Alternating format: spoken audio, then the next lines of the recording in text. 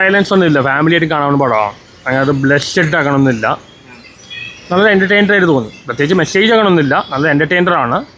പിന്നെ ഒരു super സ്റ്റാറിൻ്റെ cameo performance ഉണ്ട്. മമ്മൂട്ടിയുടെ മാസ് എൻട്രിയാണ്.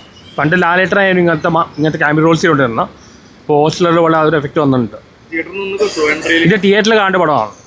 പണ്ട് തിരുപാപ്പച്ച പോലെ തിയേറ്റർ കുലുങ്ങുകയാണ്. മമ്മൂക്ക് കഴിയുമ്പോൾ കുലുങ്ങുന്നുണ്ട്, മാസ് എൻട്രിയാണ്, എല്ലാവരും കൈയടിക്കുന്നുണ്ട്. സാധാരണ മമ്മൂക്ക പണ്ടൊന്നും അങ്ങനെ ചെയ്യാറില്ലായിരുന്നു. ഇപ്പോൾ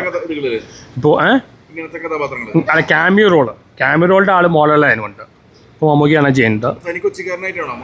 പിന്നല്ലാതെ ഒട്ടും പ്രായം തോന്നിക്കില്ല. ഞാൻ പറ്റുമ്പോൾ നമ്മളിപ്പോൾ 80-കൾ നോക്കിയാലും ഇപ്പോൾ നോക്കിയാലും ഫേഷ്യൽ നോക്കിയാൽ ഒരു വ്യത്യാസവുമില്ല. അന്നത്തെ എങ്ങനെ ഇരിക്കണം അതേപോലെയാണ് ഇപ്പോൾ ഇരിക്കുന്നത്. അങ്ങനെ വേറെ നടന്നില്ല. കാരണം ഹെൽത്ത് നോക്കുന്നതുകൊണ്ടാണ്. ഈവൻ അസുഖം വന്നെങ്കിലും നന്നായി ചെയ്യുന്നുണ്ട്. അർജുൻ അശോകനും കിട്ടുന്ന പെർഫോമൻസാണ്, എല്ലാം കിട്ടുന്ന റോൾ ചെയ്യുന്ന. അതേപോലെ റോഷൻ അടുത്ത കാലത്ത് കുറേ ചെയ്ത കുറേ വുമണൈസ് റോളായിരുന്നു. പക്ഷെ അതിന് മാറി നല്ല ലീഡ് റോളാണ് ചെയ്ത. മാഷ് ആദ്യമായിട്ട് ചെയ്തു. സാധാരണ അർജുൻ അശോകൻ ആ ലെവലിൽ പോകേണ്ട ആളാണ്. സാധാരണ ഈ സീനിയർ താരങ്ങൾ മാസ് ചെയ്യുമ്പോൾ ഭയങ്കര ബ്ലഡ് ഷെഡ്, ഭയങ്കര വയലൻസ് ആയി. പക്ഷെ ഇത് കാണാൻ പറ്റാണ് വയലൻസ്, ഭയങ്കര വയലൻസ് ഒന്നും ഇല്ല, ബ്ലഡ് ഷെഡ് ഒന്നും ഇല്ല. ஆனால் കൂടെ ഹ്യൂമറുണ്ട്. ഞാൻ എത്രയും നന്നാവും വിചാരിച്ചില്ല. ഞാൻ ഒരു അടിപ്പെടാൻ വന്ന് വിചാരിച്ച് വന്നതാണ്. കണ്ടപ്പോൾ എനിക്ക് ഇഷ്ടപ്പെട്ടു. കിട്ടേണ്ടതാണ്, മാർക്കറ്റ് ചെയ്താൽ അത് കവർ ചെയ്യേണ്ടതാണ്. മാർക്കറ്റ് ചെയ്താൽ പടം നല്ലതാണ്. പടമാണ് പക്ക മാസ് എൻ്റർടൈനർ. നിങ്ങൾ OTT വരാൻ നിൽക്കരുത്, തിയേറ്ററിൽ പോയി കാണും.